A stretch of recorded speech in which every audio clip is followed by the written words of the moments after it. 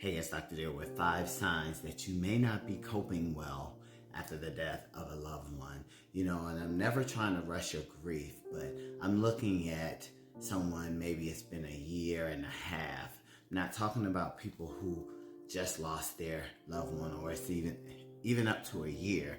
But at some point, there should be a shift to where you've accepted that this loss has happened, and you're starting to create this different version of yourself. And I don't want to put a time frame. I don't like putting a time frame, but I just want you to have a check-in point to where if things still don't feel like they're getting a little doable, then you might need to seek a therapist. And that leads me to number 1. You're so emotional that you can't function on a day-to-day basis. It's starting to impact your functioning.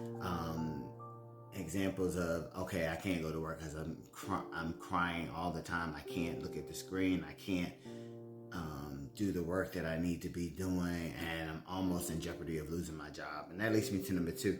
You're isolating yourself from your support network, the people that you love. They haven't seen you in forever, and every time they invite you to something, you're not showing up, and even things that you loved, you're not showing up. And that leads me to number 3. You've kind of stopped doing all the hobbies and things that you looked forward to. You're no longer interested in those things at all. And that may be okay, because sometimes what I've seen is that people will find a different hobby because the other one reminds them of people. And that's what I'm saying. If you're coping well, you're starting to find those new things. And if you're not, you're stuck on the old thing, and you can't even get past thinking about that. And that leads me to number 4.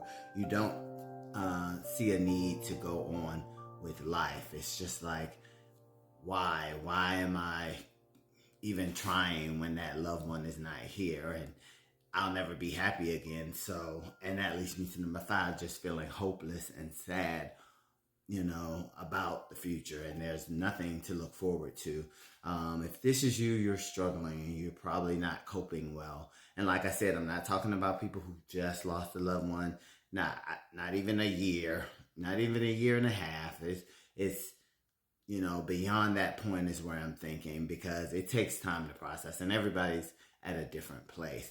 Just this one thing, just make sure if you're not functioning normally on a day-to-day basis, and it's been over a year and a half, you may want to check in with a therapist. Or if you just feel like you're not yourself, check in with a therapist. And that's my tip. Praying for everybody who has lost anyone.